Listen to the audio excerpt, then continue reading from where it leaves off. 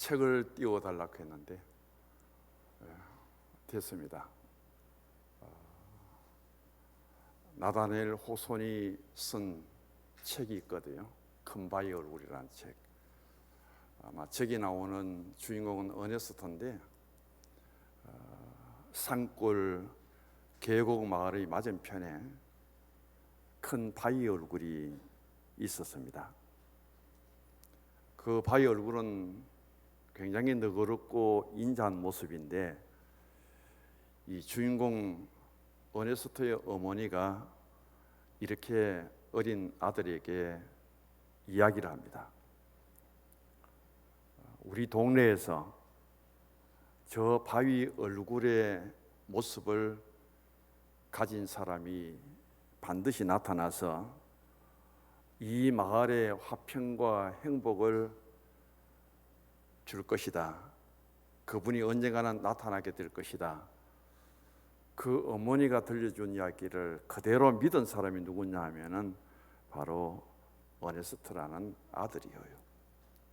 그래서 이 어네스트는 태어난 곳이 산골이고 계곡의 마을이지만 그에게 날마다 바라보는 대상은 저 산의 바위 얼굴이에요. 누군가가 저 바위 얼굴을 닮은 사람이 이 마을에 와서 이 마을의 평안을 지켜주고 이 마을의 모든 사람들에게 행복을 줄 수 있는 그 사람이 언제나 나타날까? 사회에 나가서 경제적으로 성공한 사람을, 그리고 위대한 정치가를, 그리고 문학가, 세상적인 활동을 하는 사람들, 어느 누구를 기다려 보아도 저 바위 얼굴을 닮은 자가 나타나지 않습니다. 그 기다림 속에 어네스트는 소년에서 청년으로, 장년으로, 노년이 되었습니다. 노인이 되었어요. 그런데 노년이 되어서 사람들 앞에 나타났을 때 사람들이 하는 말이 어네스트, 당신이 바로 저 큰 바위 얼굴의 모습을 그대로 닮았다.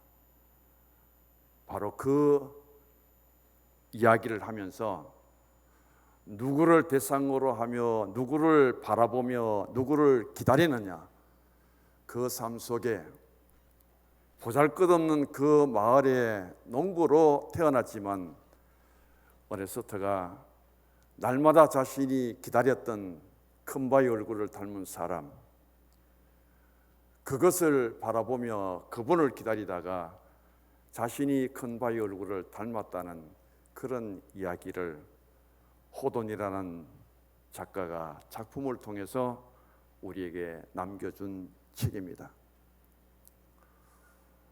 찬송가 452장에 보면은 내 모든 소원 기도의 제목은 예수님 닮기 원함이라. 우리가 닮아야 될 분은 예수님이시고 우리가 기다리는 분은 바로 다시 오실 예수님이십니다. 다시 오실 주님을 기다리는 신앙 속에 내가 닮아야 될 대상은 예수님이고, 그런 신앙의 연륜이 더해 갈수록 우리는 예수님을 닮아갈 수 있기를 원합니다. 예수님을 생각하고 예수님의 말씀을 하고 예수님 하셨던 일들을 하고 주의 피로 값주고 사신 이 교회의 머리는 예수님, 교회의 주인은 예수님인데, 그런 예수님의 마음으로 교회를 섬기고 주의를 잘 감당할 수 있기를 바라는 마음입니다. 주보를 보시면은 마라나타가 나옵니다. 오늘 대림절 첫째 주일입니다. 대림절이라고도 하고 대강절이라고도 하고 강림절이라고도 합니다. 우리말로는 기다릴 대자에 임할 임자입니다. 기다리는 중에 오실 분이라는 거예요. 또 기다릴 대자에 임할 강자입니다. 기다리는 중에 어디서 오느냐? 밑에서 올라오고 옆에서 오는 것이 아니라 위에서 내려온다는 뜻입니다. 하나님은 하늘에서 완전한 신이신 예수님을 이 땅에 내려 보냈습니다. 메시아를 기다리는 모든 백성들에게 예수님은 구주로, 평화의 왕으로 우리에게 찾아오셨습니다. 여기에 가장 우리에게 소망이 되고 기다림에 대한 말씀은 요한계시록 22장 20절에서 절정을 이룹니다. 주 예수여 오시옵소서. 창세기에서부터 계시록까지 하나님의 역사 속에 참여한 우리가 마지막 고백은 다시 오실 주님을 기다리는 고백입니다. 주 예수여 오시옵소서. 이 말씀의 원어가 마라나타예요. 이 마라나타는 아주 신비한 글이고 신비한 해석을 가졌다고 그렇게도 말합니다. 여기 보면은 마라나타를 마라난을 먼저 읽고 아타를 끊어 읽으면은 그 뜻이 주님께서 이미 오셨다, 과거의 뜻이 되고요. 마라나를 먼저 읽고 타를 뒤에 붙이면은 주님께서 다시 오실 것이다. 똑같은 단어인데 어디에 끊어서 이 단어를 읽느냐에 따라 해석이 달라집니다. 그래서 마라난 플러스 아타는 이미 이 땅에 오신 예수님을 말씀하고 있고, 마라나에 타자를 붙이면은 장차 앞으로 오실 재림의 주님을 우리에게 말씀하고 있습니다. 과거는 이미 오신 예수님, 미래는 다시 오실 예수님, 그럼 현재는 언제든지 우리에게 주님 찾아오실 텐데 그 주님을 만날 수 있기를 원합니다. 주님 찾아오셨네, 모시어 드리세. 보라, 성자 오셨네, 모시어 드리세. 나의 삶 속에 그분을 만나고 찾아오신 예수님을 만나고 내 신앙의 체험을 가질 때, 경험을 하게 될 때 그 신앙이 우리에게 간증이 되고 그 신앙이 우리에게 증거가 되는 것을 보게 됩니다. 오늘 대림절 첫째 주일입니다. 초가 5개 있는데 불은 하나만 켰습니다. 그리고 양초가 세워진 둘레는 바로 화관으로 푸른 나무로 하여금 되어 있고요. 11월 달에 대강절이 시작되다 보니까 아직 준비가 되지 못했는데 포인세티아죠. 꽃 화분이 앞에 준비되면 더 보기 좋을 텐데 지금 포인세티아가 앞에 있습니다. 어떤 의미를 가지느냐면은 푸른 나무로 둥글게 장식된 저것은 바로 영원하신 하나님의 사랑, 우리를 사랑하시사 독생자를 보내주신 그 하나님은 우리를 사랑하되 세상 끝날까지 영원토록 사랑하시다는 것을 상징적으로 하고 있고요. 5개의 촛불이 켜질 때 주님은 이 어둠의 세상에 빛으로 오신 예수님을 상징합니다. 특별히 오늘 대강절 첫째 주일날은 저 촛불의 의미가 기다림과 소망의 촛불입니다. 주님이 오셔서 우리와 함께 하시는 임마누엘의 신앙을 대망하고 기다리는 이 땅에 지치고 상한 10년들 속에 주님은 찾아오셔서 우리의 삶의 어둠을 물리치고 빛으로 함께 하시는 그 주님을 여기에서 나타내고 있습니다. 기독교는 어떤 종교냐? 하나님이 스스로 인간이 되셔서 이 땅에 찾아오심을 우리에게 보여주시고 나타내신 종교라고 합니다. 이것을 신학적으로는 인카네이션, 성육신이라고 하죠. 완전한 신으로 계셨던 하나님이 완전한 인간의 몸을 입고 이 땅에 오셔서 우리 죄를 대속하기 위하여 십자가를 지시고 죽으시고 우리의 구원자가 되시고 우리를 죄에서 용서해 주시고 우리를 하나님의 자녀로 삼아 주신 그 위대한 일들을 이루셨다는 것을 믿습니다. 세상의 달력은 1월달부터 시작되지만은 기독교의 달력은 대리임절로 하여금 시작합니다. 우리는 기다림으로 하여금 출발합니다. 누구를 기다리느냐? 바로 그리스도를 기다리고 메시아를 기다립니다. 그 기다림 중에 오신 예수님이 우리를 구원해 주셨다면은 다시 오실 주님은 우리를 심판하기 위해서 오시는데 우리는 그 주님을 오늘도 기다리며 마라나타 주 예수여 오시옵소서. 미래만 우리에게 주어진 것이 아니라 더 중요한 것은 현재입니다. 지금입니다. 바로 지금 여기에서 우리에게 찾아오신 주님을 만날 수 있는 복이 있기를 원합니다. 지치고 힘들고 병들고 약하고 그때 주님을 만나서 그 주님을 통해서 어떤 신앙적인 영적인 체험을 했는지, 그걸 통해서 나의 변화는, 나의 달라진 것은 무엇인지 그것을 증거하고 나타내는 것이 바로 우리의 신앙의 고백이고, 믿지 않는 사람에게는 증거가 될 것이고 믿는 사람에게는 간증이 될 수 있습니다. 기다림이란 무엇인가? 그것은 한마디로 소망이라고 볼 수 있습니다. 누군가에게 기다림이 있고 누군가에게 소망이 있습니다. 그것 때문에 그 사람은 그래도 참을 수가 있습니다. 인내할 수가 있습니다. 기다림이 없고 소망이 없다면 우리는 참 견디기 어렵고 자기 자리를, 자기 스스로를 지키기가 어려울 수밖에 없습니다. 오늘 본문을 보시기 바랍니다. 눈물의 선지자 예레미야는 절망 가운데 하나님을 바라봅니다. 이스라엘 나라에 있어서 통일 왕국은 참 아름다운 나라였고 좋은 나라였습니다. 다윗이 통일 왕국을 이루고 이스라엘을 강성하게 세울 때 하나님은 다윗으로 하여금 한 번도 실패한 적이 없도록 만듭니다. 어느 나라도 다윗의 나라를 대적할 수 없었습니다. 그러던 이스라엘이 다윗의 뒤를 이어서 솔로몬이 왕이 되고 솔로몬 이후에 두 나라로 갈라지게 됩니다.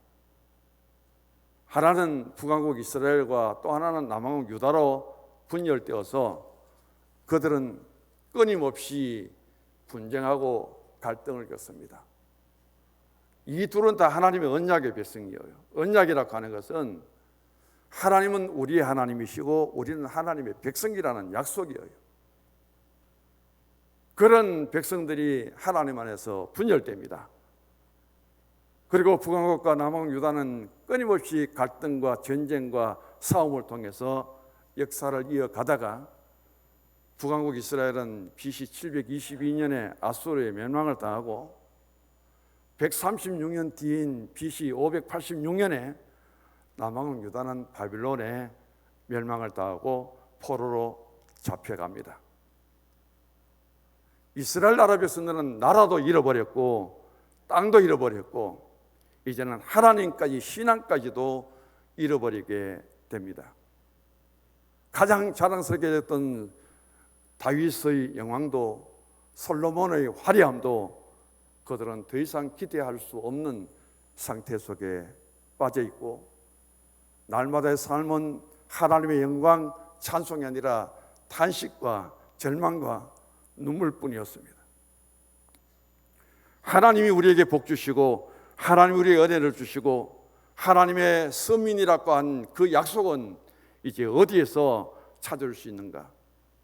우리는 하나님의 거룩한 백성들인데 우리의 그 거룩한 신앙의 삶은 이제 어디에서 회복할 수 있을 것인가? 그들은 그 기대감 속에 더 나아갈 수 없을 만큼 절망 속에 빠져버렸습니다. 이제는 그들 스스로가 하나 되지 못합니다. 포로 생활 속에서 어떻게 하면 좀 더 자유함을 누릴까? 빼앗긴 나라, 무너져버린 성벽 속에 더 이상 그들은 자기 나라에 유할 수가 없습니다. 그래서 그들은 흩어져 버립니다. 이때부터 생긴 이름이 흩어져 가는 백성들, 흩어져 사는 백성들, 디아스포라라는 말이 생기게 됩니다. 예루살렘 성전 공동체 속에서 절기를 지키며 하나님의 거룩한 백성으로서 그들이 가졌던 신앙의 의식도, 절기도 이제는 더 찾아볼 수 없습니다. 뿔뿔이 흩어져서 디아스포라가 된 그들 가운데 하나님은 때를 따라 선지자를 통하여 그들의 잘못을 지적하고 회개를 촉구하지만은 어느 누구도 바로 알아듣는 사람이 없습니다. 바로 이런 백성들 앞에 하나님의 명령을 통해서 하나님의 말씀과 하나님께로 돌아오도록 회개하고 돌아오도록 외쳤지만 거절하는 그들 앞에 눈물을 흘리며 외치는 예레미야를 바라보고요. 그 예레미야 예가서는 그렇게도 하나님의 뜻을 전했는데 돌아오지 않고 돌이키지 않는 그들을 바라보며 애끓는 가슴으로 눈물을 흘리며 슬픈 노래를 지은 그 내용이 예레미야 예가서를 통해서 우리에게 들려주고 있습니다. 오늘 예레미야 예가서 19절과 20절 본문을 같이 읽어봅니다. 내 고초와 재난, 그 숙과 담즙을 기억하소서. 내 마음이 그것을 기억하고 내가 낙심이 되오나. 얼마만큼 이 예레미야가 고통 가운데 낙심하고 있는가?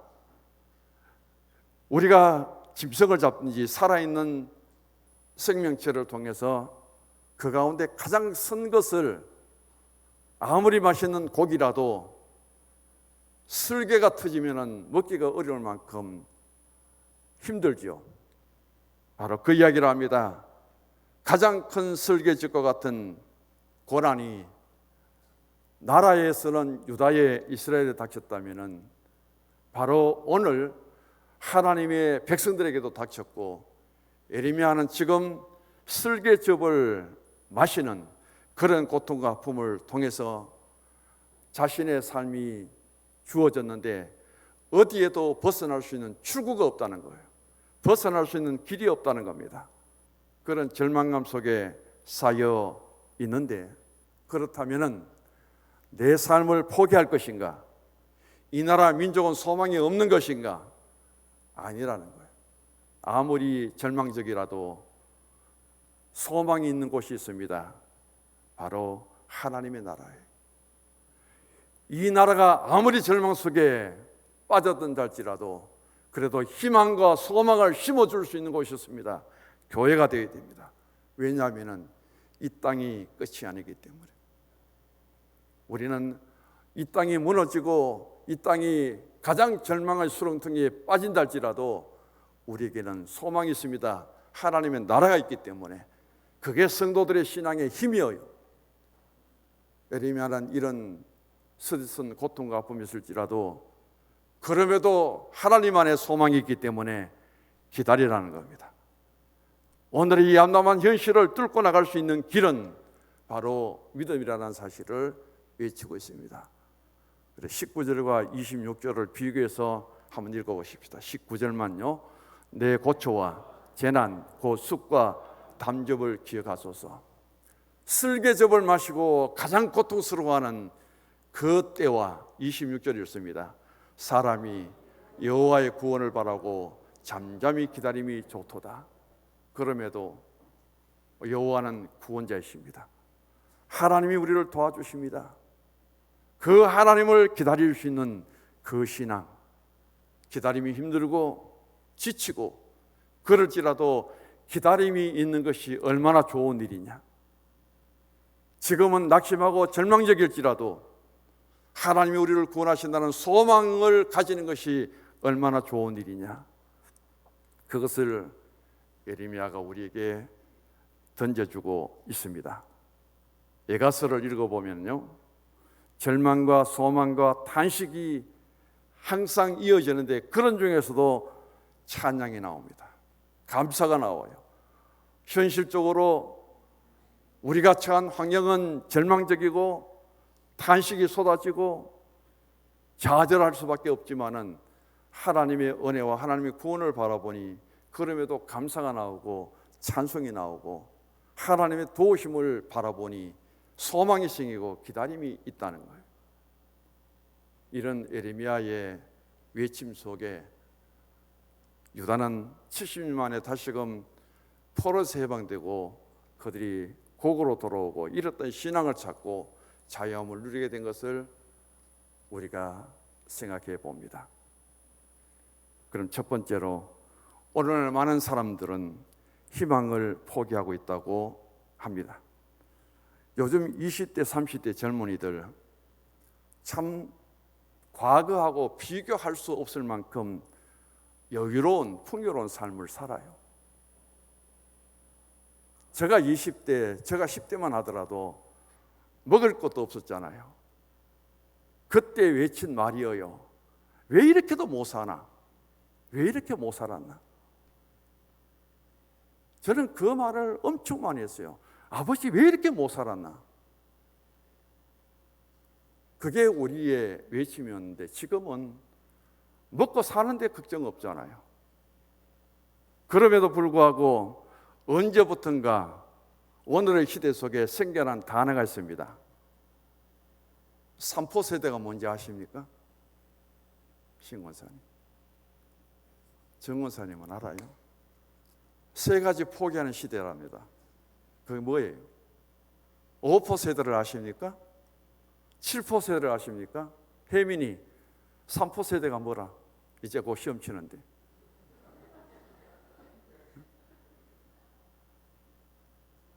나는 연애를 포기했습니다. 나는 결혼을 포기했습니다. 나는 출산을 포기했습니다. 얼마나 많은지 몰라요, 우리 청년들이. 지금요, 이 나라가 보통 걱정거리가 아닙니다. 오늘 제가 온누리교회 일부 예배를 참관하면서 한농대 교수 이규벽 교수님이 나오셨잖아요. 오늘 설교가 뭐냐면은 낙태에 대한 이야기래요. 다음 주에 결혼일 거예요. 그 다음에는 결혼이나 전부 그런 문제를 가지고 이 대강절을 진행하더라고요, 그 교회가. 오늘의 우리 한국의 청년들이 얼마만큼 삶의 현실에 지쳤는지, 얼마나 잘 살아요. 어디 가보면은 청년들이 먹고 마시는 데는 최고입니다. 부산에 한번 가서 해운대를 가보니까 저 같은 나이의 사람들은 근처 가도 못하겠더라고요. 없어요. 청년들이 그때도 코로나 때문에 그 걱정하고 염려하는데도 빈자리가 없습니다. 이 단속하는 것 제가 더 말씀을 드리지 않겠어요. 먹고 마시고 담배 피우고 쫄들이 앉아가지고 그렇게 하는데 그런 데는 단속을 왜 안 하느냐는 거예요. 지금 서울의 교회는 이 책을 전달하면서 코로나 전염된다고 교회 안에 자기 성경 외에는 성경도 비치 못하도록 행정명령이라고 내리고 이 모양을 지금 나라가 하고 있는 거예요. 얼마만큼 단속할 게 없으면 교회 성경책도 비치 못하도록 그런 짓을 하면서 그런 데는 왜 단속 안 합니까? 아무리 국가적으로 행정적으로 이야기해도 오늘의 시대 속에 이 3포 세대가 너무 많고요. 5포 세대는 연애, 결혼, 출산, 내 집 관계, 내 집을 마련하는 것도 너와 나의 좋은 친구가 된다, 대인관계까지도 포기하는 게 5포 세대고요. 7포 세대는 연애, 결혼, 출산, 내 집, 인간관계, 희망, 꿈까지 포기하는 게 7포 세대예요. 취업 포털인 사이트가 20대, 30대 2,800명의 청년들을 대상으로 조사를 했는데 2명 중에 1명이 5포 세대랍니다. 나는 앞으로 연애도 안 하고 결혼도 안 하고 출산도 안 하고 내 집도 마련할 수 없고 집이 몇십억 시간이고 언제 돈 벌어 집 삽니까? 한마디로 먹고 마시고 현재에 족하지 미래가 없다는 거예요. 내일이 없다는 거예요. 자기 하나도 살아가기가 힘들다는 겁니다. 이런 시대를 누가 만들었느냐? 왜 이런 시대가 왔느냐? 이걸 오늘의 신앙과 교회 속에서 어떻게 진단하려 합니까?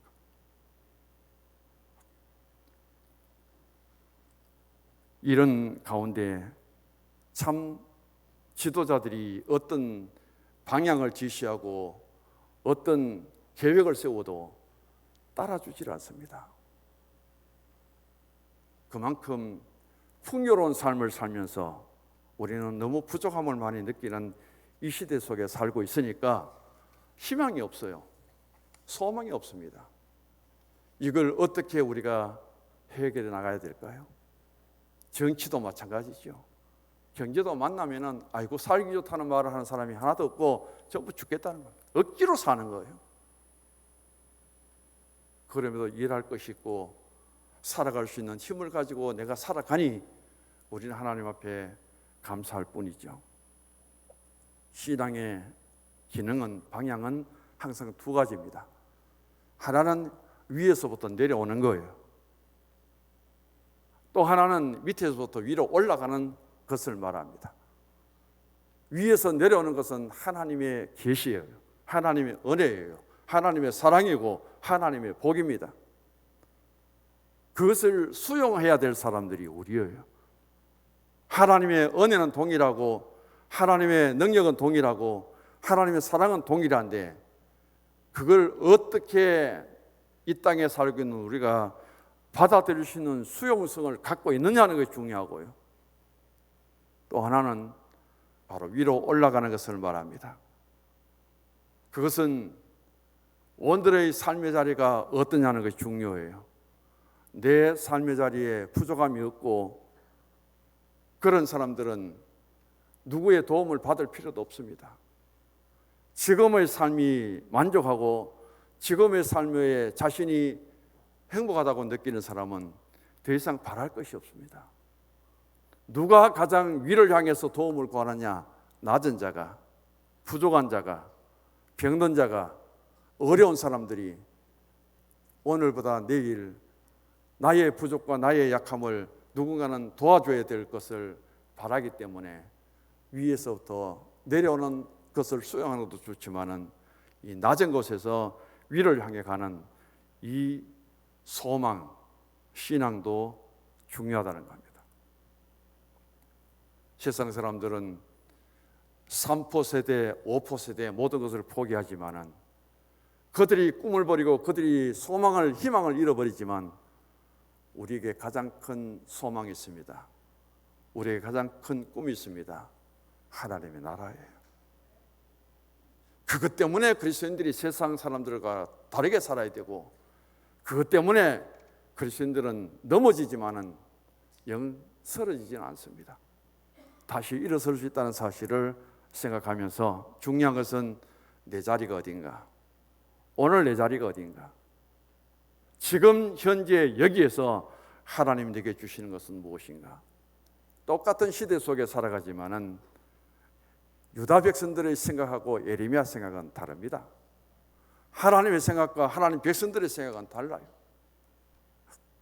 여기에서 누가 승리하느냐, 누가 그 일을 이루어나가느냐, 소망을 가진 자가 이루어갑니다. 기다릴 줄 아는 자가 이기는 거예요. 바로 그 자리에서 지도자로 살아가는 사람이 예레미야입니다. 그 시대를 이끌어가는 리더자가 예레미야라는 사실이에요. 두 번째, 기다릴 때 새로운 일이 일어납니다. 기다리지 못하고 포기해버리면 모든 것을 잃어버립니다. 나는 기다림이 없고 나는 내 자신을 포기하고 결국은 내 생명까지 스스로 끊어버린다면 참 우리는 슬픈 사람이죠. 박미선이라는 개그맨, 사람 참 착하잖아요. 고려대학교 국어교육과까지 나와서 그 똑똑한 사람이 개그를 하다가 무엇이 그를 그렇게 실망스럽게 해서 스스로 목숨을 끊었을까요? 딸만 주는 모습을 참아 볼 수 없어서 어머니도 같이 그 딸과 함께 왜 죽었을까요? 살아가는 삶 속에 기다림이 없습니다. 내게 꿈이었고 희망이었고 기다림이 없을 때, 자기 스스로의 삶을 포기해버릴 때 여기에는 아픔밖에 없지 더 이상 나아질 것이 없다는 것이죠. 이런 우리들에게 하나님은 말씀합니다. 기다리라고. 욥에게 기다림이 없었다면, 욥에게 그런 시련과 고통이 주었을 때 기다림이 없었다면 욥은 어떤 사람이 되었을까요? 한 사람의 삶 속에 더 이상 당할 수 없는 가장 아픔과 고통이 있었지만은 기다리고 기다렸더니 욥기 42장에 그 기다림 때문에 욥이 될 수 있었고 욥이 복을 받을 수 있었던 것을 보게 됩니다. 시편 40편을 한번 찾아보십시다.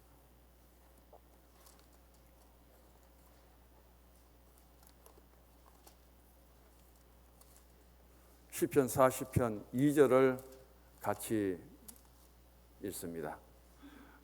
나를 기가 막힐 웅덩이와 수렁에서 끌어올리시고 내 발을 반석에 두사 내 걸음을 견고하게 하셨도다. 다윗도 이럴 때가 있습니다. 기가 막힐 웅덩이와 수렁에서 더 이상 할 말이 없어요. 그런데 어떻게 다윗이 이런 기가 막힐 웅덩이와 수렁에서 올라올 수 있었느냐 하면 1절을 읽습니다. 내가 여호와를 기다리고 기다렸더니 귀를 기울이사 나의 부르짖음을 들으셨도다. 그런 기가 막힐 웅덩이와 수렁에서 하나님께 기도하고 하나님께 구하였더니 하나님이 귀를 기울이시사 우리의 작은 신음에도 응답하신 하나님이 나를 건져주셨도다. 기다림이 없었다면, 기도가 없었다면 이루어질 수 없는 일입니다. 넘어가야 되겠네요. 마지막 세 번째, 하나님을 바라볼 때 기다릴 수 있습니다. 예레미야로 다시금 돌아갑니다. 예레미야가 3장 21절을 같이 읽읍시다.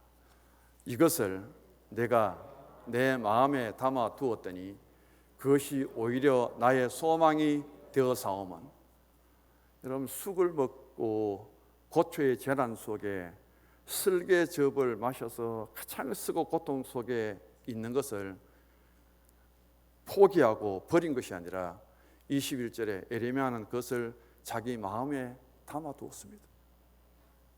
마음에 담아두고 끝나는 것이 아니라 소망이 되신 하나님을 바라보고 그는 자신의 모습을 하나님께 드렸죠. 그것을 벗어버리기 위해서 자기를 포기하고, 그렇다면 그에게는 소망이 없습니다. 그 기다림 속에 소망을 가졌으니 하나님이 다시금 그 불행과 슬픔과 탄식과 외로움 속에서 하나님이 건져주셨고 구원의 길을 열어주셨다는 사실을 여기에서 말씀하죠. 어떻게 그렇게 할 수 있었느냐. 22절을 읽습니다. 여호와의 인자와 긍휼이 무궁하심으로 우리가 진멸되지 아니하나이다. 하나님의 인자심과 하나님 그 사랑은 반드시 그 아픔과 고통을 마음속에 담고 소망을 둘 때 하나님은 그것을 통해서 구원해 주시고 변화시켜 주시고 이루어 주신다는 사실을 우리에게 들려주십니다. 25절 마지막 읽습니다. 기다리는 자들에게나 구하는 영혼들에게 여호와는 선하시다. 선하신 하나님이 우리의 작은 신음에도 귀를 기울이시고 들어 응답할 때까지 기다리시고, 기다릴 때 하나님은 악한 하나님이 아니라 선을 베푸시는 하나님인 줄 믿으시기 바랍니다. 합력하여 선을 이루신 분이 하나님이십니다. 기다림의 신앙 속에 구하고 원하는 것들이 이루어지고 성취되는 곳에 내가 만난 하나님, 함께함을 증거하고 살아갈 수 있는 성도 여러분의 신앙과 삶이 되기를 바라고, 이 기다림 속에 2020년 성탄절을 맞이할 수 있기를 바랍니다. 하나님 아버지, 우리에게